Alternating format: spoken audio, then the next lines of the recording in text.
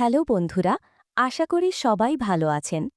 আজকের এই সত্য গল্পটি শুরু থেকে শেষ পর্যন্ত দেখলে আশা করি সবাই অনেক মজা পাবেন আর বাস্তবতা বুঝতে পারবেন। আমি তারা।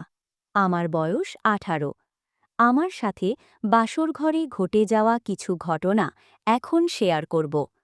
তাই পুরো ঘটনা শুনতে চ্যানেলটি সাবস্ক্রাইব করুন, ভিডিওতে লাইক দিয়ে উপভোগ করুন। আমার বিয়ে হয় গত বছর। ছোটবেলা থেকেই আমার অনেক ইচ্ছে ছিল আমার স্বামী হবে অনেক স্মার্ট, সুদর্শন। এটা কার না আশা থাকে বলেন? তো বিয়ের প্রথম রাত আমি একটু নার্ভাস আর লজ্জিত। স্বাভাবিকভাবেই নতুন জায়গা, নতুন মানুষ, নতুন পরিচয়, সব মিলিয়ে অদ্ভুত এক অনুভূতি। তো বিছানায় যাওয়ার পর আমি অনেকক্ষণ চুপচাপ, কোনো কথা বলছি না।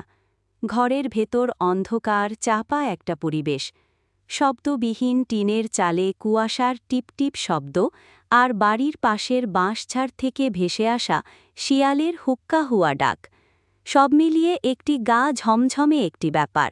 হঠাৎ দরজা খোলার শব্দ শুনলাম। বুঝতে পারলাম আমার বর রুমে প্রবেশ করলেন। এসে এক গ্লাস দুধ খেয়ে বিছানার পাশে এসে বসলেন। আমি তখনও চুপচাপ বসেই আছি।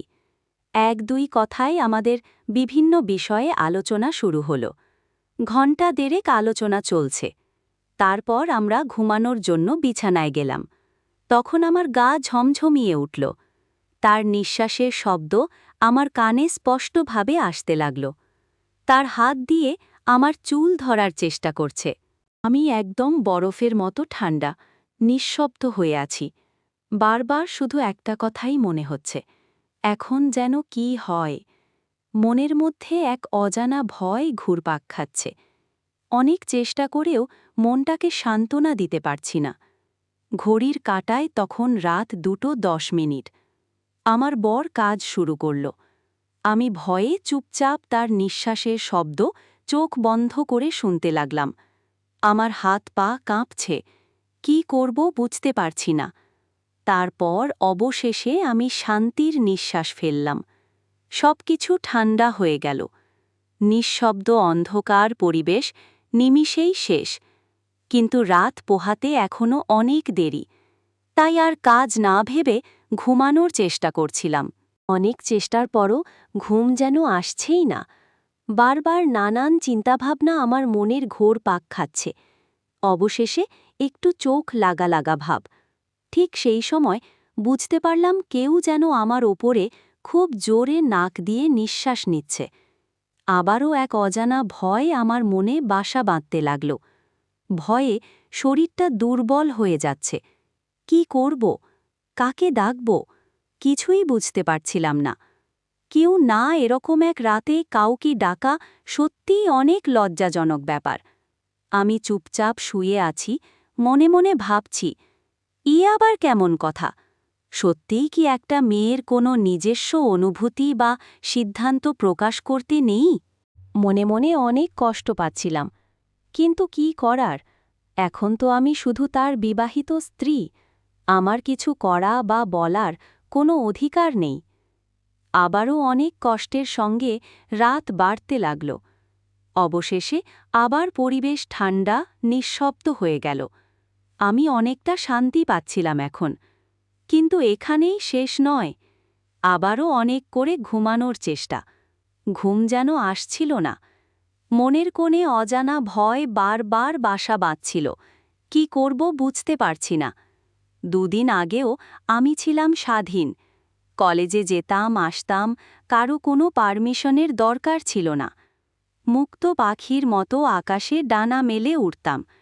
কিন্তু আজ যদি মেয়ে ব্যবধানে, নেই বাবা, নেই মা, অজানা বাড়ি, অজানা পরিবেশ, অজানা মানুষ, কত জনের কত কথা।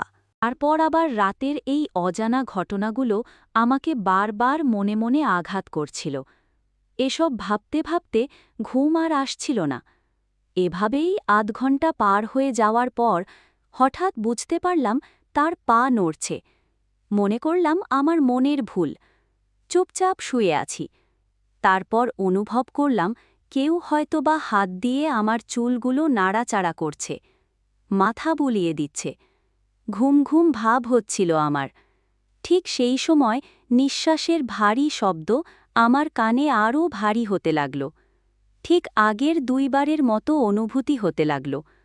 কি করব বুঝতে পারছি না।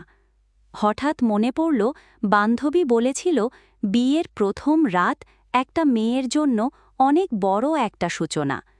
সে সেখান থেকে এক নতুন পরিবার, নতুন এক ছায়া পায়। কিন্তু আমি তো দেখছি এগুলো গল্প কথা। সেটা আজ আমি হাড়ে হাড়ে টের পাচ্ছি। গল্প আর বাস্তবতার মধ্যে পাহাড় আর সমুদ্রের মতো বিরাট এক পার্থক্য রয়েছে। সেটা সেই বুঝতে পারে যে এটার ভুক্তভোগী। তারপর রাতভর চলতে থাকল আমার সাথে এমন আচরণ। এভাবে 4 বার থেকে 7 বার, 1 বার থেকে 9 বার চলতেই থাকল। আর সহ্য করতে না পেরে বলেই ফেললাম, আমি আর পারছি না, দয়া করে আমাকে এবার রেহাই দিন। তারপর ঘুমের একটা আভাস, অনেক ঘুম পাচ্ছিল। তাই আর দেরি না করে ঘুমিয়ে পড়লাম। ভোরের চোখ না মেলতেই মনে হলো শরীরের জ্বর জ্বর ভাব। মাথা ব্যথায় আরও কিছু ভালো লাগছে না। ফ্রেশ হতে চলে গেলাম। মনে মনে অনেক কান্না পাচ্ছিল, যেন মনে হচ্ছিল না এটা আমি। আগের আমি আর এখনকার আমি যেন বিভৎস এক পার্থক্য। দেরি না করে ফ্রেশ হয়ে রুমে আসলাম। চুল আঁচড়ে মাথায় তেল দিলাম। কিন্তু হঠাৎ কার জন্য একটি হাত আমাকে টেনে ধরেছে। বুঝতে পারলাম আমার বর। আবারও আমার সঙ্গে তেমন কাজ করতে চাচ্ছে। কিন্তু আমার শরীর এবং মন কোনোটাই সেই পর্যায়ে নেই। বললাম, আমি পারব না, আমাকে এবার রেহাই দিন, আপনার হাত পা ধরছি। তারপরও সে আমার নিষেধ শুনছে না। বারবার গা ঘেমে যাচ্ছে। কিছুতেই নিজেকে আর সেভ করতে পারলাম না। আবার নিজেকে মিলিয়ে দিতে হলো নিজের অনিচ্ছা থাকা সত্ত্বেও। কি করব? মেয়েরা এভাবে অত্যাচারিত হয়। এটি সমাজের এক কঠোর নিয়ম, যা থেকে বেরিয়ে আসা আমাদের মধ্যবিত্ত ফ্যামিলির সহজ সরল মেয়েদের কখনোই সম্ভব হবে না। না জানি আমার মতো আর কত তারা জীবনে এমন অত্যাচার নিপীড়ন ঘটনা ঘটে। আজকের মতো এখানেই বিদায় নিচ্ছি। আবার নতুন পর্বে আমার মতো নতুন তারাদের গল্প নিয়ে হাজির হব। ততক্ষণ পর্যন্ত সুস্থ থাকুন, চ্যানেলটি সাবস্ক্রাইব করুন, ভিডিওতে লাইক করুন।